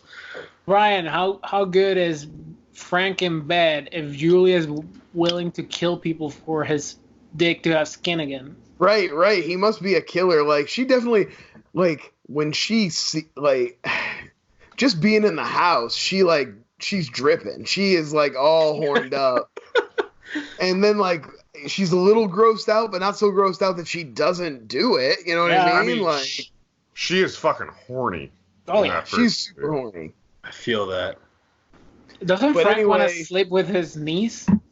Yes, he probably wants to bang Kirsty too. I always felt like it's always like the come to daddy. Well, I always felt like Frank was like also just like had some sort of like dead possession thing to him too, which made him more fucked up.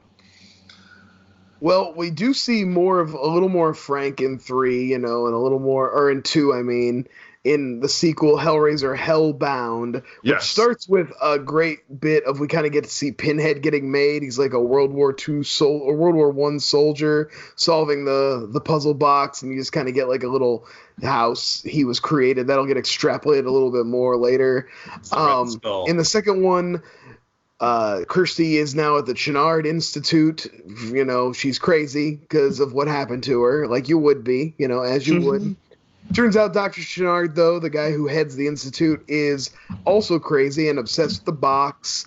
And so that's why he's got Kirsty there. He has the mattress where Julia was killed in the first movie, and he has a mental patient carve himself up on it to give it blood, and Very fucked up scene. Julia comes back. We get a great skinless Julia who is equally like scary and beautiful and horrific and like sickening. And when she's all skinless, but then she has that nice dress on, but it's all got blood on the edges from where she had to touch it and stuff. It's just a really great image. There's some just really amazing horror imagery in these movies. But they kind of wasted then wrapping her up. Like it looks so fucking amazing, and then she's just wrapped up. Well, then the rest of the time she's wrapped up until they basically get her skin back. I'm sure it just is because it's fucking expensive. Yeah, it's fucking impossible to do that every day. But Hellbound, like I feel like Hellraiser 2 Hellbound makes more sense as a horror movie that you're gonna see when you go to see it than the first one. We learn a little bit more about the mythos. They actually go into hell, and you see Leviathan, which is like a giant version of the box that kind of turns into a dagger, sort of. There's that sweet ass labyrinth in it too. Yeah, I like the labyrinth. I like that you get to see some. This is like where you get to see some Cenobites getting made. Dr. Chennard gets turned into that crazy Cenobite with like the big tentacle like thing stuck to his head. He's shooting weird snakes out of his hand, and they all have razor blades and shit in them. There's some great stop motion effects when those little like things are opening up and displaying whatever like crazy weapons they have in them. It's cool, but I kind of hate that the leader or the main thing is not like a fucked up thing too. He's like a box, and you're like, oh. Yeah, but I like the way that like they do the Eye of Sauron thing, where it like spins around and it like shines its light on you and like totally fucks you up, and makes you like all, I like that. And doesn't the doctor kill all the Cenobites? Yeah, the doctor kills all the Cenobites, and like he basically like depowers Pinhead and makes him, and he's like a human standing there in bondage gear and kills him and stuff, and then eventually they get to come back and they stop the doctor. So how did he get? Was Pinhead into bondage? Because like I feel like that wasn't like where it was in World War I. No, I just feel like hell is super about like sadism and leather play and chains and whips and shit like that. The version of hell in these movies is all about like kinky sex shit. It's all about pain and pleasure and stuff like that. Seems pretty hot. I'm not gonna lie.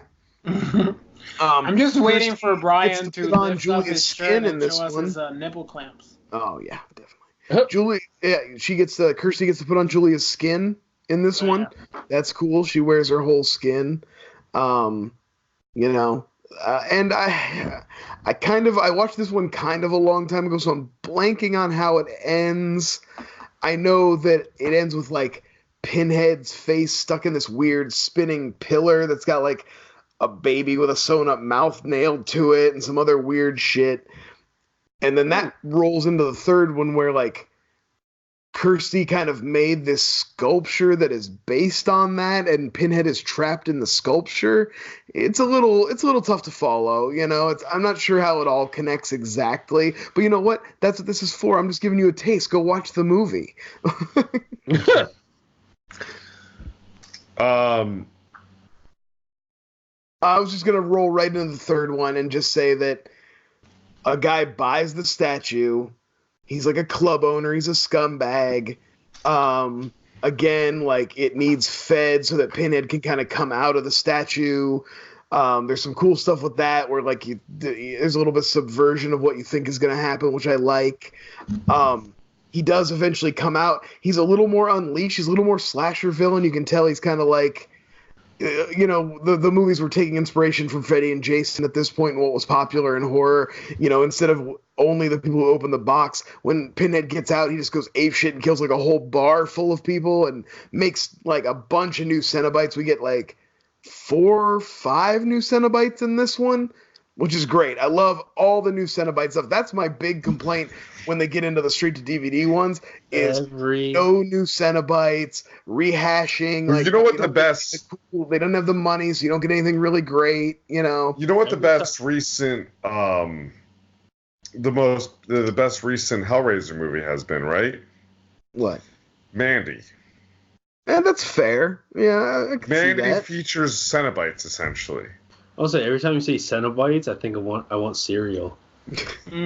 Except Nick Real Cage. quick, you guys got any favorite Cenobites that are memorable? The Chatter. Chatter teeth. Chatter. Everybody loves Chatter. Yeah, he's a class. And actually, second to Pinhead, probably the character that appears the most in the series. Like, he's in the first 2. He comes back as a dog in Bloodlines. He pops up. They reference him a couple times in some of the straight-to-DVD sequels and stuff.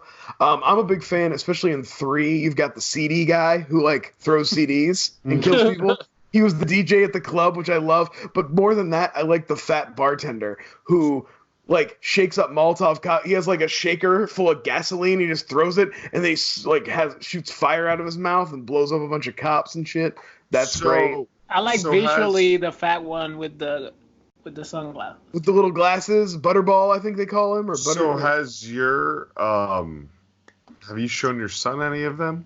No, that's too... And again, he's a little young. I'm trying to keep him away from a lot of horror movies that are more sexualized, and this is a very, again, with all the kind of sadomasochistic undertones.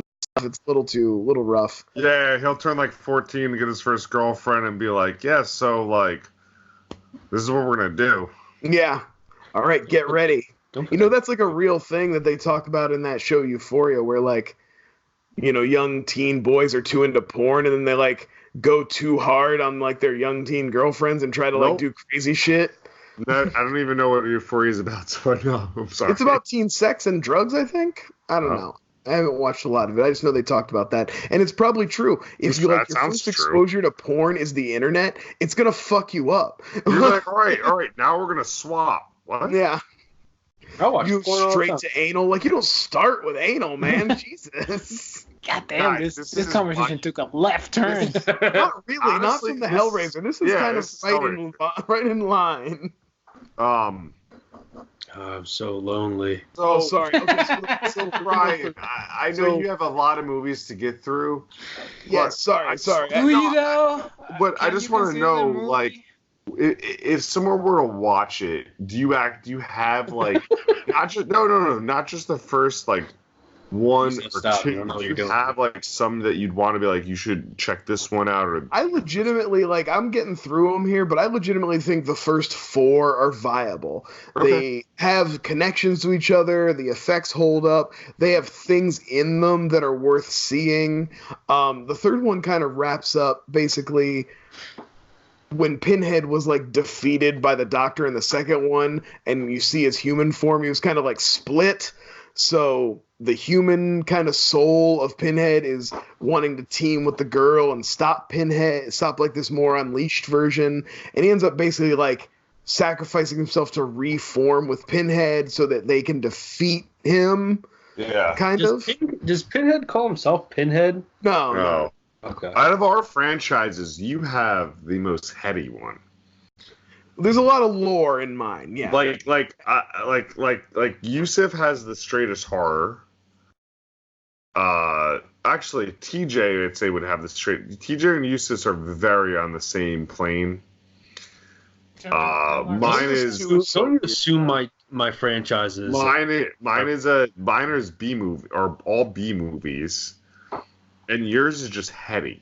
Yours is like that's what I like. That's why I think I like the first 4 because there's so much world building and they kind of like, you know what I mean? They really like flesh a lot of stuff out. They're so conceptualized. I like the first and second. There's some things about this one I really like. First of all, it starts off in space. You can't go wrong there.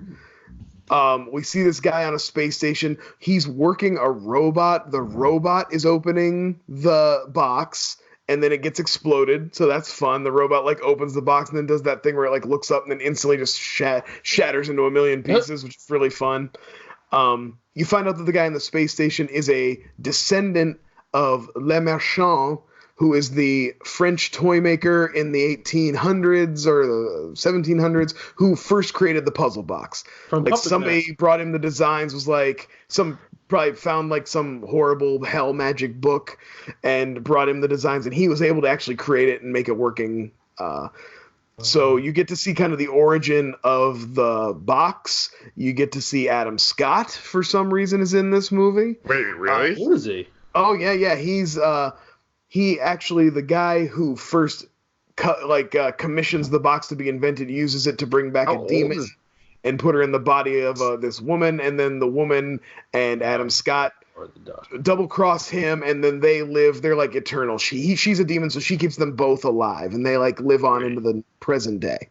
How old is Adam Scott in this movie? Pretty young. He's probably in his early. This is pre-Party Down and stuff. This would have been like 98 or 99. I think this one came out. Oh, he was in Torque, so yeah. He was. But so then we flash forward. You get to see the origins of the box, which I like. I enjoy that. There's a real like Caligula-esque Marquis de Sade type figure who like is the guy who commissioned it, and he's all into black magic and weird sex shit. And he gets killed obviously, and this demon comes to the Adam Scott. They come to the present, and at the end of the third movie, the girl, once she defeats Pinhead, buries the box in concrete, and then at this work site, and then shows us that the construction site, they built this building that like has the box imagery everywhere, like on the walls, and like all this crazy shit with the box. So you get the impression that the guy who's the architect for that, he's in the fourth movie, he designed it. He's a descendant of Marchand too. We got 3 time periods. We're seeing the same actors playing the guy in the future on the space station, and in the present, who's the architect, and in the past, who designed the box, all the same bloodline. You get some cool stuff here, like I said, Chatter Dog, a couple fun Cenobites, but the middle part where they're in the present is pretty much the worst part. The best part of this one is the old-timey stuff you see in in France in the 1800s or whatever, and then the stuff on the space station where you get to see what is happening in this movie? It's crazy shit. I'm not lying. It's fucking insane. The whole idea is that Le Marchand had another idea to build a second box that was like an opposite that somehow like trapped light, and the space station that the guy's on is that, and he like uses it and it turns like a transformer into this weird box and kills Pinhead, and that's how that movie I feel like Martin Scorsese would hate this comic book movie. That's why I kind of like those four together, because like I said, they have a real deep, complex lore, and if you feel like getting into that, it's there to delve into, and I don't mind. I like it. I respect it. Let's talk about the straight-to-DVD sequels. Oh, yes. Ooh, doesn't one have like a horrible subtitle? Which is that one? Oh, they all do. Now, the first straight-to-DVD sequels, 2000, Hellraiser Inferno. This one and the next one, which is called Hellraiser, I think I watched, and then I gave up on the franchise. But I went back and I checked these out again. Sounds like a WCW wrestler. Oh, yes, it is. Hellraiser Inferno. So, Brian. Oh, fire. Before you burn, baby, burn, just go Inferno. Oh, jeez, Joe. Do you think this is a franchise that would benefit from a legit remake and not just an IP grab remake? I don't know. Yeah, probably. I mean, you could, only if like Clive Barker wants to come back and do it. You know what I mean? That's what I'm saying. Clive Barker, he's talked about it for so long. But if Clive Barker and Doug Bradley both come back, sure, why not? But they've already tried. Like I said, there's 2 movies that I didn't even watch that came out in the last 2 or 3 years that I just are supposedly horrendously bad. Yeah. So I can't imagine. I think it's probably best to just let it die. Could it be something? Sure, because there's a lot to get out of it. I think honestly, the first and second one are legit good movies. Just watch those two. Yeah, but if you're really into the first two, don't necessarily just skip the third and fourth one. You could probably get something out of them. Yeah, don't sell yourself. Well, Barker. Third is. Well, they were trying to get Hellraiser, or not Hellraiser, sorry, Pinhead, to be in Freddy vs. Jason 2. Yeah. That would have been tight. The original... See, I mean, Pinhead versus Freddy makes more sense because they have more, like, magical abilities and shit, Oh, the concept makes no sense. It's just cool of the concept of that movie ending with them both being dragged down to hell, and then Pinhead's there to essentially put the box on them. I'd be into it. But who's more powerful? Pizzazu? Oh, fuck you. Pinhead or Freddy? Probably Pinhead. I mean, Pinhead. The demon. Pinhead. I don't know though. Yeah. The demon never lost. I think Just moved to another body. All the demon, all the other ones died. Also, the demon, which no one ever talks about, needs someone to be smart enough to realize there's a demon in there to contact someone to extract them and figure out what right religion that demon's from. Fair. What? That's fair. Like I'm saying, like with possession shit, it's like how do you know it's a Catholicism demon? It might be a Jewish demon. Teacher. Okay.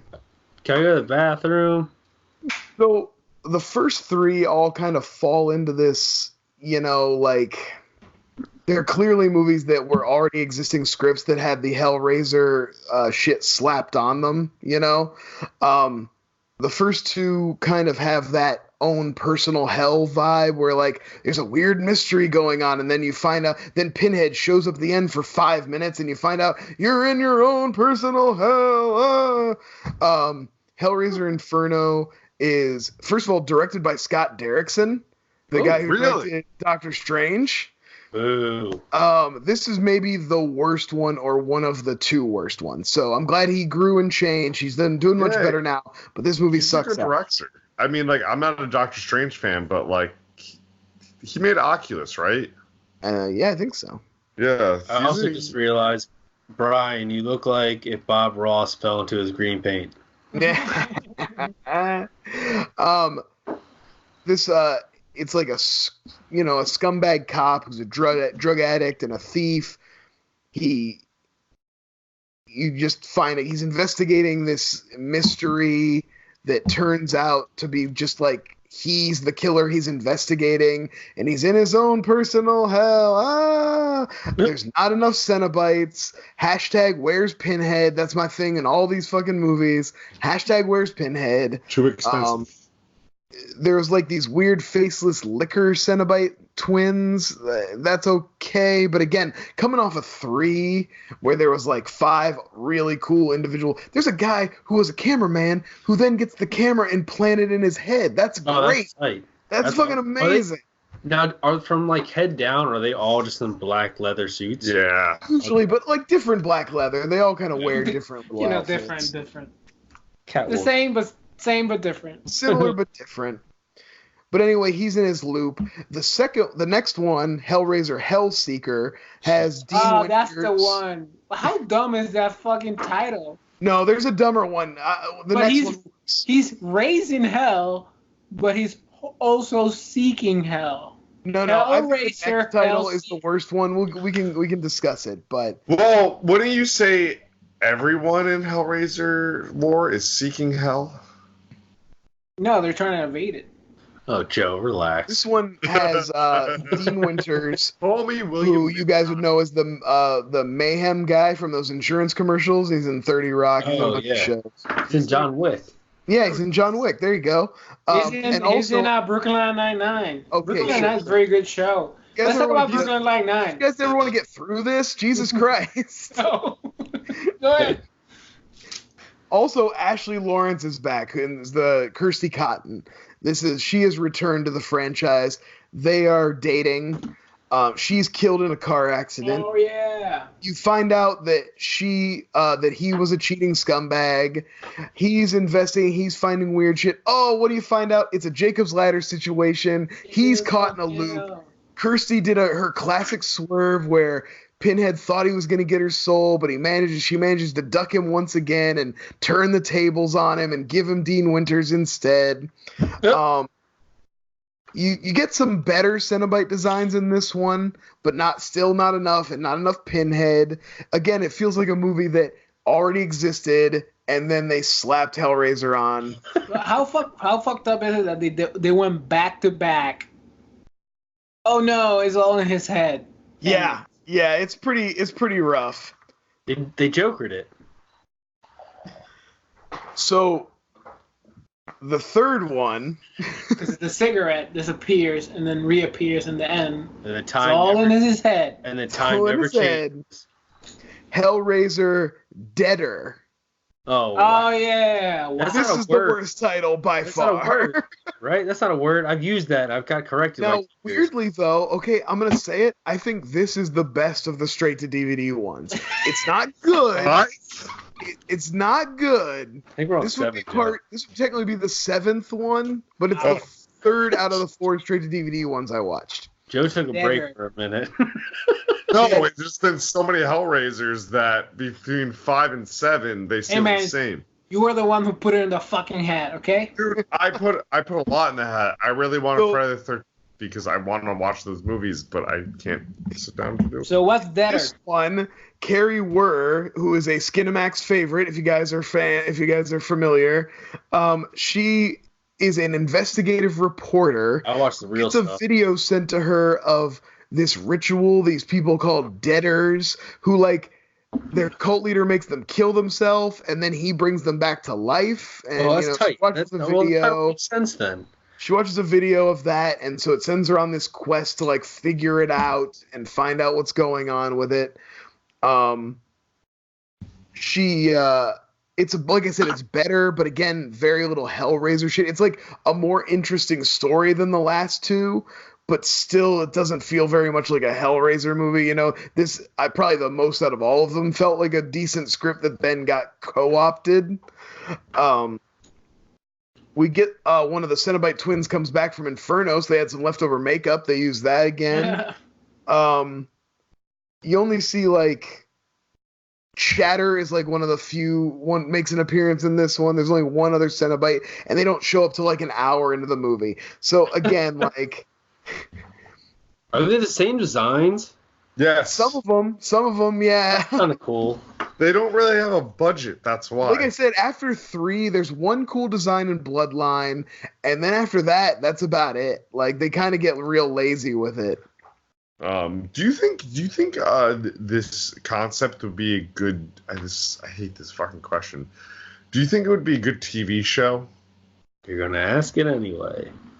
I mean, it could be one of those, where every week we see a different personal hell or whatever. Oh, I meant or miniseries, Netflix series. Oh. We put on HBO. You can follow Watchmen every Sunday night.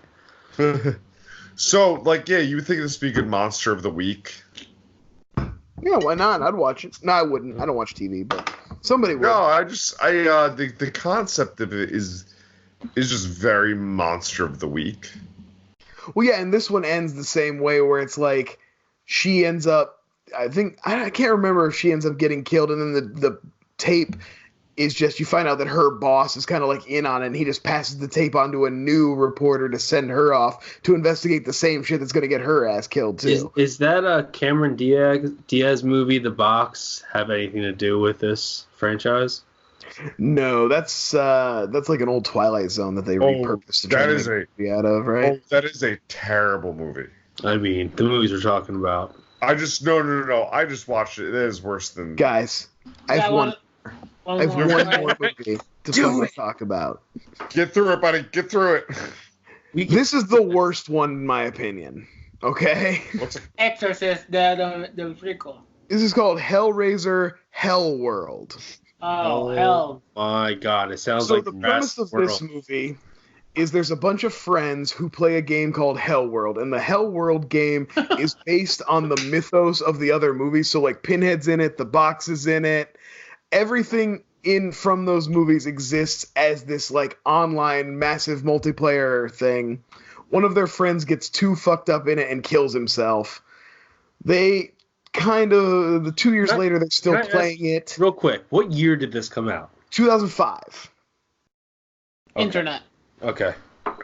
The internet craze. I'm hearing this plot. I'm Yeah, like, it this makes is going sense. in. Did I mention that one of the friends is Henry Cavill? Oh, What?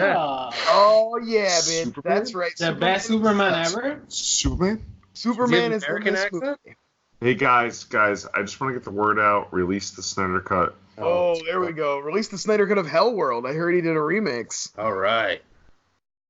So they're still playing, even though their friend killed himself. 2 years later, they're still playing this fucking game. They all solve this special puzzle, and they all get to go to a special secret invite party that's like Eyes Wide Shut for Hellraiser, but also kind of just like a college kegger too. Like it's weird. It's very weird. Lance Henriksen is there. He's like the creator, supposedly. Ooh, I like that. Hellworld. He leads He's not them good. around and shows them this house where it's at, where they're having this party. It's like this old creepy place, old asylum or whatever. Creepy stuff happens. You think that Lance Henriksen's like this. He's like he's like Pinhead's human form to like hide out at this party, and he keeps popping up. Here's the thing.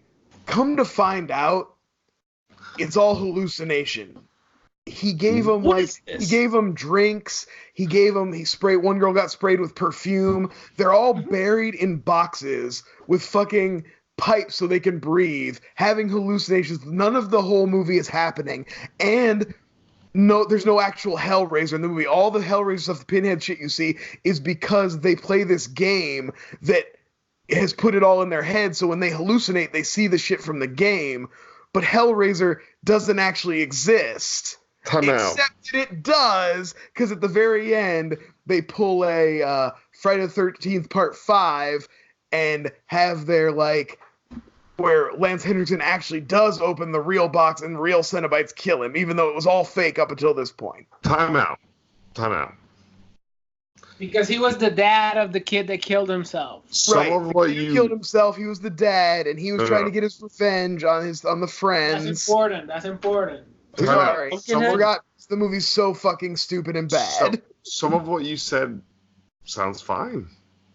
No. But this sounds fucking stupid as hell. No. You see, what would have been good, here's the way you could have made this movie good. Have it be that he was so guilty about his son, he figured out the box. When the Cenobites came for him, he was like, instead of just taking my soul, give me some power to get my revenge, and I'll bring you 4 more souls. That would have been the way to do this one. You know what I mean? He uses Pinhead to kind of get his revenge on the kids, and he sacrifices himself, which is punishment for being a shitty dad. Ta-da! Better movie. That's Lance Henriksen, right? Yes. That's what you wanted to happen. Right. Yes. Pumpkinhead. You just put Pumpkinhead. That's Pumpkinhead. Yeah, that's Okay. fair. That's fair. I would have Pumpkinheaded it. Also, TJ with the... Are you drinking at Tonewood? No, So rank them. Flying. Oh, but TJ with the Pumpkinhead reference, Blood Wings is a ridiculous movie. Oh, so good. All right, let me finish up. You can't rank them. I rank them. They're 2 separate sets of movies. So the first 4, I would rank 1, 2, maybe 4, 3. 3 and 4 are pretty interchangeable for me. 3's got a lot better, like Cenobite effects and shit, but it's also got a lot of dumb plot shit. And there's also dumb plot shit in Bloodlines, but it's got the bookends of like the space and the past that I really like. So 3 and 4 is like a wash. They're but they're both together at the bottom of the ranking. Yeah. And then as far as the other ones, I would rank Deader is the best movie because it's like the most engaging. Then I guess Hellseeker because Ashley Lawrence comes back and you get a little of that. We always like that when our franchise heroine comes back. Then I guess Inferno is better than Hellworld, but only because Hellworld has such a bad like twist ending that it's terrible and just wrong. Because Inferno is also terrible. It But sounds good. Hellworld was trying to be New Nightmare, and it turned out to be Friday the 13th Part 5 instead. New Blood. Okay, cool. Thanks for the rankings. Joe's So I gonna have go one. and rent Hellseeker now, or Hellworld. That's he's like Hellworld. out for it now. He's in Texas. no. Henry Cavill gets a 20-minute blowjob in that He's movie. in Texas now and be like, I just bought the entire Hellraiser franchise. Well, that's happened before. I know. No, I have one question for you before we kick off on the episode. So it's Halloween season. Is there, not your franchise, is there a movie that each of you would recommend to watch for Halloween? Frighteners. Okay, You Yusuf with the son of a fright. bitch! Yusuf with the Frighteners. You TJ, what do stole my pick. Yusuf with the Frighteners, which I agree with. TJ, you? No, yeah, I'm gonna go back to about 5 minutes ago. Pumpkinhead 2, Blood Wings. Those are some. No, Pumpkinhead 1. Pumpkinhead 2 If is you like terrible. Pumpkinhead 1, watch the 2. Watch the second one. All right. 2 has Stop. nothing to do with 1. No, it has nothing to do with it, but still fun. Brian, what is your recommendation for everyone that's not? Cabin Are Boy. you talking just movies, or is there anything? No, No, Halloween. Just Halloween stuff in general? No, pick a Halloween movie to My recommend. God, Hulk. Watch. Jeez. Hulk, not smart. They should have done some of my character development on screen so people would understand what happened in my struggle. Don't forget to dab. There it is. God, I don't know. Like, I mean, Just give us one movie. I pour through so much shit at Halloween time, but I'll tell you what I just revisited was a movie that I've loved as a teen, and I just went back to it. Fucking Interview with a Vampire. Okay, What great. a great, like, cool vampire mythos, super horny. It's just a really great movie. So for me, that's a great pick. For me, I'm gonna pick one I'm always preaching. I know one Brian's always preaching. Behind the Mask, Rise of Leslie Verne. Oh, so good. The one, my number one. Ooh, My favorite. Hatchet. It's Hatchet a is great solid. Halloween movie. It's Yeah, a great Hatchet. The whole Hatchet franchise is a lot of fun. Like, if you're looking for a 2000s throwback to the 80s, the Hatchet movies are where it's at. And that stars what's her face from Halloween 4, 5. Danielle Harris is in the Yeah. 2 and 3. Yeah. Cool. And cool. Kane Hodder as the Victor Crowley, the killer with the hatchet. Yep. Cool. I got So, next episode. So circle back. I'm just gonna pull from. It sounds like the best movie. If you guys were to watch our franchises now, from each franchise, it would be from TJ's. We would have to his pick. From what I gathered, would be Texas Chainsaw Massacre 2. Mm-hmm. From That's Yusuf's crazy. would Watch be- Original Chainsaw. It would be the first one. Obviously. For mine, it would be Critters. It would be the second Critters, and from Brian's, I think he's gonna go with 2. Actually, yeah, I think I would. You know what? And now that I think about it, I think I would say Hellraiser 2 Hellworld, because you get a lot of the great stuff from Hellraiser, but they do even more world building too. So yeah, I think you're right. So this is the Flyover power rankings of the franchise. One movie you should watch. I just thought that'd be fun to go through. Yusuf, you're next. What is your pick? Happy Halloween, everyone. Happy Halloween. So stay tuned for actual Halloween. We got a fun stuff coming for you. A fun horror bracket. But on the next episode, so I don't know if you know, I moved to San Antonio, Mexico, and there's a lot of fake cowboys walking around with sombreros and a lot of faces that don't belong under a sombrero. Like they don't, they get manicures and then they put on that sombrero, and that had me thinking about the whitest and cutest face in the world that has ever worn a sombrero, and that is The Quick and the Dead. Nice. Leonardo DiCaprio. Oh yeah, Sam Russell Raimi. Crowe. Nice. Yeah, baby. Yo. So that's what we're gonna watch next. Yusef The cheats. Quick He and the just picks Dead. good movies, and then it seems like he has so much better picks than us. We take chances, though. No, you You pick know what I shitty mean? movies. Like we push the envelope. Hey, not everybody loves this movie, okay? Not everybody loves this Those movie. people are fucking wrong. Never seen it, so I'm really excited. All right, Joe is the one All who's right. gonna hate it. You can't nail down what I pick. All right. So, You can't nail down what I like and I pick, so you don't know if I'll hate it. I don't know. You didn't like Fear and Loathing. I do like Fear and Loathing. I just think it's a fucking jerk-off fest of All right, cut this out. pretentiousness. All right, Where can the anyway. people find you? Anyway, where can the people find you, Yusuf? I Love Movies coming out in a couple of weeks. Stay tuned. Brian, where can the people find you? Probably in the shower for the next couple hours, trying to wash the shit off my face. Aside from that, on Twitter at Hercules, and always search DVD Bunker, find hidden treasures. TJ, we're on your channel, but where can the people find you? I was gonna get in the shower, but I think I'm gonna put Howard the Duck in and just sit here and just revel in my glory. At the same time, if you think I look like Olaf, hit me in the comments because I'm pretty sure I look more like that. Guys, you can find me at TJ Dex on Twitter, complaining about every movie coming out. That Star Wars trailer, come on, guys! Space horses, what's up? I picture TJ like watching Howard the Duck, but like his room has just the perfect amount of lighting where he can see himself in this reflection on the screen. He's like masturbating and watching himself and watching Howard the Duck all at the same time. Stay tuned for that live stream, folks. How about you, Joe? You can find me at Shindiga1, just being generally snarky and miserable. Trying to have better movie takes these days. But, you know, it's all terrible. And you can find me in the DVD Bunker on an episode, and also going through the whole catalog. Yeah, no kidding. Like there's plenty of horror movies on there for Halloween. We did like a bunch of Halloween episodes for a couple of years. Very successful. Guys, DVD Bunker, highly successful, very prolific. Okay, great. Happy Halloween, everyone. Happy Halloween! Hope you enjoy your night. Thank you for listening. Your mother's sucking cock down here.